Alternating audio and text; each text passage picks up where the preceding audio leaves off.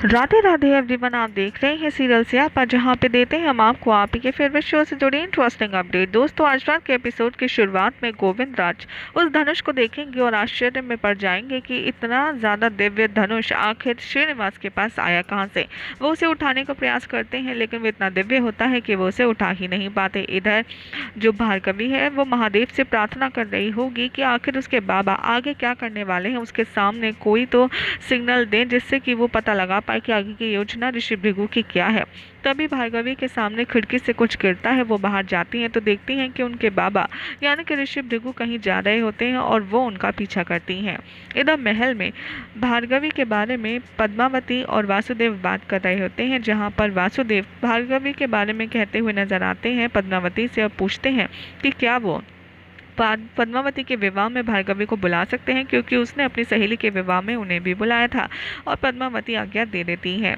इधर दिखाया जाएगा दूसरी तरफ कि भृगु पहुंच जाएंगे वासुदेव के पास कुछ बात करने और कहेंगे कि कल के प्रतियोगिता में हम धनुर्विद्या का आह्वान करेंगे और जो भी कोई इसमें उत्तीर्ण होगा और वो राजकुमारी पद्मावती के लिए हम चुनेंगे और कल यहाँ पर उनकी स्वयंवर का आंकलन करके हम कोई ना कोई राजकुमार उनके विवाह के लिए ज़रूर निश्चित कर ही लेंगे।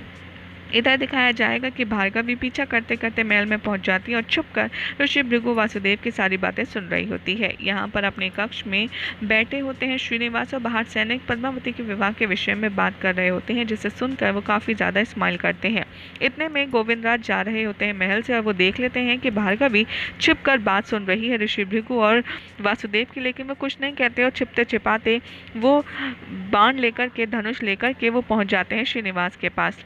वहाँ जाते ही वो श्रीनिवास से पूछते हैं कि आखिर इतने सालों से तुम मेरे साथ रह रहे हो लेकिन मुझे अब तक नहीं पता तुम आखिर हो कौन, तुम्हारे पास ये दिव्य धनुष आया कहाँ से।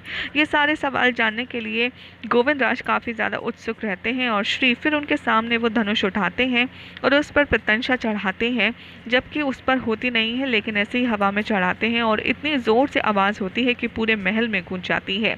ये सुनकर के सभी लोग हैरान हो जाते हैं और वासुदेव और ऋषि भृगु आपस में बात करते हुए काफ़ी ज़्यादा हैरान हो जाते हैं और वासुदेव से कहते हैं, ऋषि भृगु ये कोई साधारण प्रत्यंशा की आवाज़ नहीं थी, ज़रा पता करो ये ध्वनि कहाँ से आई थी और हम कल मिलते हैं। और ये कहकर के वो चले जाते हैं। वासुदेव अपने मित्र से कहता है कि मुझे हर हाल में ये पता लगाना है कि आखिर ये ध्वनि कहाँ से आई थी महल में, अन्यथा अगर ऐसा नहीं हुआ तो ऋषि भृगु का मुझ पर से भरोसा उठ जाएगा।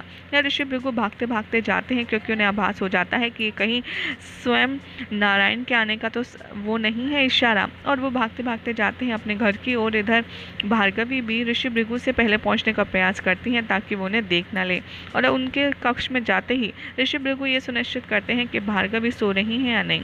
भार्गवी को सोता देख ऋषि भृगु निश्चिंत हो जाते हैं और वहाँ से चले जाते हैं।